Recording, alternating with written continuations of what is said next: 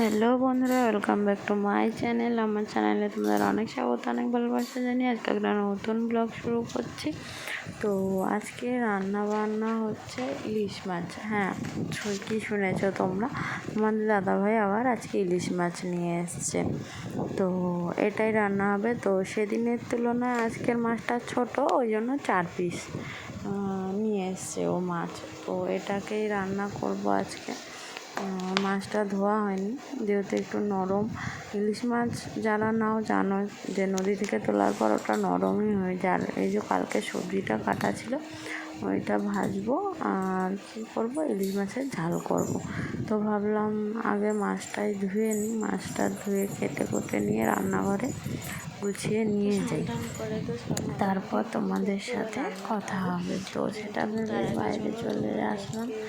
এবার বাইরে চলে এসে তারপরে তোমাদের দেখিয়ে দিই, আজকে অনেক কাচাকুচি সব মেলে দিয়েছি। দেখো, গোটা বাইরে জামা প্যান্ট, তারপরে ওপরে ঠাকুর ঘরের, মানে আমি তখন ঢুকতে পারছি না, পুজো দিচ্ছি না, তো ঝাঁটানো হয়নি। আজকে সব ঝাঁটিয়ে পরিষ্কার করে ছাদটা সব, মানে একদম অজর নোংরা হয়েছিল, সব ঝাঁটিয়ে পাটিয়ে পরিষ্কার করে ছাদেই দেখো এক গাদা মেলে দিয়ে এলাম। হ্যাঁ, তো চারিদিকে জামা প্যান্ট, তাহলে বুঝতেই পারছো আজকে কত কাচাকুচি হয়েছে আমার। তো কাচাকুচি করে সব মেলে টেলে দিয়ে এবার রান্নার দিকে যেতে হবে আমাকে। তো চলো আগে মাছটা কেটে কুটে নিয়ে এসে রান্নার দিকে যাওয়া যাবে। রান্নার দিকে যাবো। তোমরা তো দেখতেই পেলে যে দাদা ইলিশ মাছ নিয়ে এসছে আজকেও। আর এদিকে ঝাঁপটা গুড়িয়ে দিয়েছি, কেন রোদ উঠেছে, আলো বাতাস না খেললে না যতই পাকার আজকে রোদ্দুর উঠেছে দেখে চারিদিকে ঝাঁপ তুলে দিয়েছি আমি, আর এই খাটের নিচটা পরিষ্কার করবো, কিন্তু এখন না, রান্না শেষে পরিষ্কার করবো। তো ওই জন্য ঝাঁপটা তুলে আলো বাতাস খেলুক। আর ঘরে তো বসার সময় বিছনা ঝাঁট করে আলো বাতাস না খেলে। তো চলো আগে মাছটা ধুয়ে পরিষ্কার করে নিই। তো এই দেখো, আমাদের এই আম গাছের ডালাটা তোমাদের দাদাভাই আজকে সকালে কেটে দিয়েছে, যার জন্য আজকে রান্নাঘরটা একটু আলো আলো পরিষ্কার মতো, না যেন অন্ধকার অন্ধকার লাগে। তো তোমাদের দাদা এই দেখো কাটার জন্য এত সুন্দর আলো হয়েছে। তো আমি চলে এসেছি রান্না করার জন্য। চলো রান্নাটা করে নিই। আগে মাছের ঝাল, বেগুন ভাজা, আলু ভাজা আছে, কেটে নুন হলুদ মাখাবো, রেখে দিয়েছি। এবার রান্নাটা করে নেবো ঝপঝপ। আর হ্যাঁ, ডাল আছে কালকে, ওটা ফ্রিজ থেকে বের করে নিয়েছি, ওটা গরম করবো, তাহলে রান্না কমপ্লিট। বসে আছি গালে হাত দিয়ে ভাগনার জন্য। ভাগনা পেঁয়াজ আর বেগুন নিয়ে আসবে। রাস্তার দিকে তাকিয়ে কোথায় গেল ভাগনা, এখনও এলো না। ছেলেটা খেয়ে স্কুল যাবে, এই একটা টেনশন আমার, বড় টেনশন। সকাল হলেই তাড়াতাড়ি রান্না করতে হবে, আমার ছেলে খেয়ে স্কুল যাবে। তো নিজের শরীরটাও অসুস্থ, তোমরা চোখ মুখ দেখে বুঝতেই পারছো। আর এখানে করছে বদমাইশি। আমি জিনিসটা এবার পরিষ্কার করবো, বাবুকে স্কুল পাঠিয়ে দিয়েছি। দেখো অনেকদিন দেখো অবস্থাটা দেখে না, পুরো জঙ্গল হয়ে আছে। আর বর্ষার সময় কেউ কারোর বাড়িতে কখনো জঙ্গল করে রাখবে না, নজর করে রাখবে না। করে রাখলে কী হয়, সাপ খোপের ভয়টা একটু বেশি। তো ওই জন্য আমি ভাবলাম না, আজকে যতই শরীর খারাপ লাগুক, নিচটা আমি পরিষ্কার করবো, ফ্রিজটাও পরিষ্কার করবো। তো সেই ভেবে লেগে পড়লাম কাজে। দেখো আমি বসে পড়েছি পা মুড়িয়ে, এবার বসতে পারছি না, উঠতে পারছি না, আমার কোমরের এমনই অবস্থা। তো ভাবলাম না, কষ্ট করে হলেও আজকে আমার কাজটা করতেই হবে, ভেবে লেগে পড়লাম কাজে। তো সেখানে তো আমার মেয়ের শান্তি নেই, আমার মেয়ে তো আমাকে জ্বালিয়েই যাচ্ছে।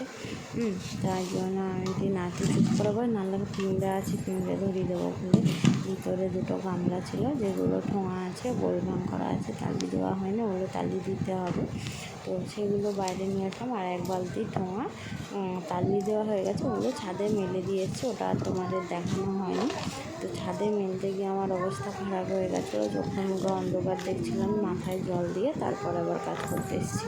তাহলে বুঝতেই পারছো আমার অবস্থাটা কী। তো চলো খাটের নিচটা আগে পরিষ্কার করে নেওয়া যাক।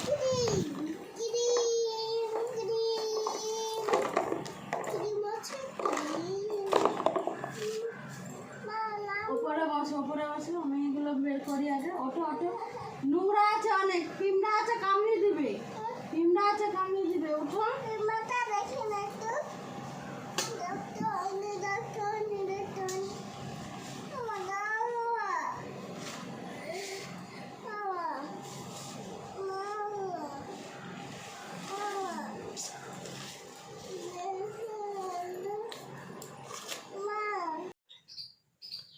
তো এই যে দেখো, আমি বলেছি আমার কাজ কমপ্লিট। খাটের নিচ পরিষ্কার করে দিয়েছি। আর ওই দুটো গামলায়, একটা গামলায় আছে বই, আমার তালি, আর একটা গামলায় আছে ঠোঙা। এই দুটোই রেখেছি, বাদ বাকি সব ঝাঁটিয়ে পাটিয়ে পরিষ্কার করে বার করে নিয়েছি। আর বারান্দাটাও ঝাঁটিয়ে দিচ্ছে একবারে। তো এবার যাবো বাকি কাজ করতে। তো তোমাদের তো দেখানোই হয়নি যে আমার ফ্রিজের কী অবস্থা। তো ফ্রিজটা দেখে নাও কী অবস্থা, বন্ধ করে রেখেছিলাম যাতে বরফটা গলে যায়। বরফ গলে গেছে, মাছের ডিবাটা বের করে এবার ফ্রিজটা পরিষ্কার করবো। তো ফ্রিজটা আগে পরিষ্কার করে নিই, তারপর কথা বলি।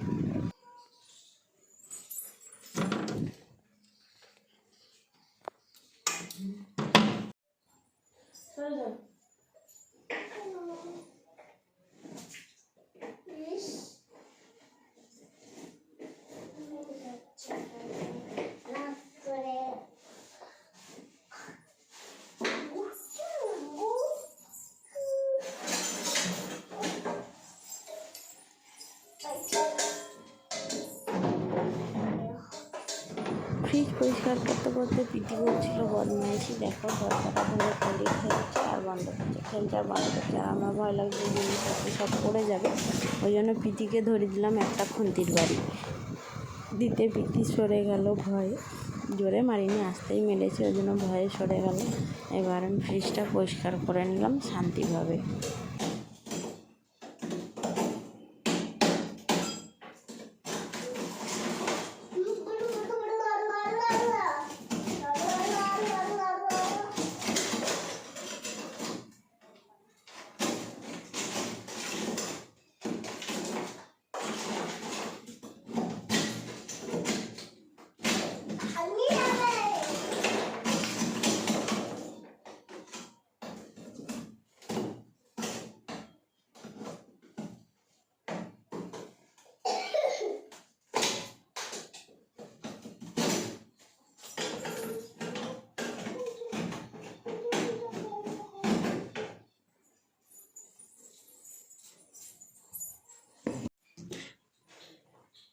তো দেখতেই পাচ্ছ বেরিয়ে গেছে আর গামলা বরফ। হ্যাঁ, আমি যখন বের করি এরকম চ্যাঁচড়ে বরফ বের করে ফ্রিজটা। দেখো, ফ্রিজটা হয়ে গেছে পরিষ্কার। এবার পরিষ্কার বলতে বরফটা পরিষ্কার হয়ে গেল। এই যে দেখো, আর আমার রোজগুলো পরিষ্কার হয়নি, এগুলো মোছামুছি করতে হবে সব। এই যে মোছামুছি করবো আমি। আর রান্নাঘরটাও পরিষ্কার করতে হবে। রান্নাঘরের বদন পাল্টেই দিয়েছে আমার মেয়ে, ওই জন্য রান্নাঘরটা আগে কমপ্লিট করে নিই, তারপর আবার আসছি।